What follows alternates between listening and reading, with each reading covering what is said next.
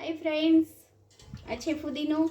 જે હવે ગરમી આવી રહી છે ને, તો તેના માટે આપણે ઠંડુ પાણી બનાવશું. જે લોકોને એસિડિટી રહે છે તે લોકો માટે ફુદીનો બહુ જ ફાયદાવાળો છે, બરાબર. તો ફુદીનાનું પાણી બનાવવા માટે આ જે ફુદીનો મેં લીધો છે એને સારા ચોખ્ખા પાણીથી ધોઈ નાખવાનો છે.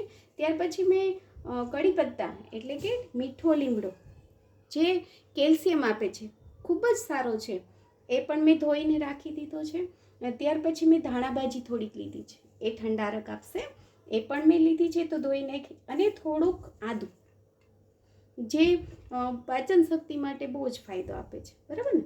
તો આને આપણે મિક્સરની અંદર ક્રશ કરી લેવાનું છે. ત્યાર પછી ક્રશ થઈ જાય પછી આ સંચળ નાખવાનું છે. જો આ પહેલાં એક વાત યાદ રાખજો કે આ પાણીપુરીનું પાણી નથી, આ એકલું એમનેમ જ પીવાનું પાણી છે. એ પણ જેમાં પહેલાં પીવાનું છે. તમને એટલી બધી ભૂખે લાગશે અને તમારું પાચન પણ સરસ થશે.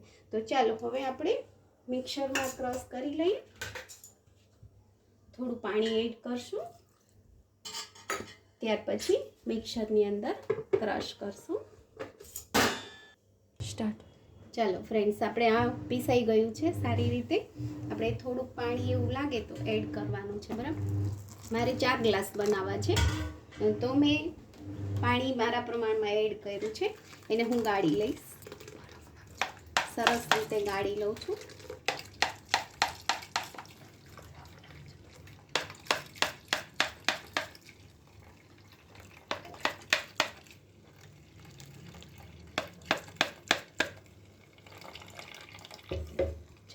સરસ રીતે ગળાઈ ગયું છે.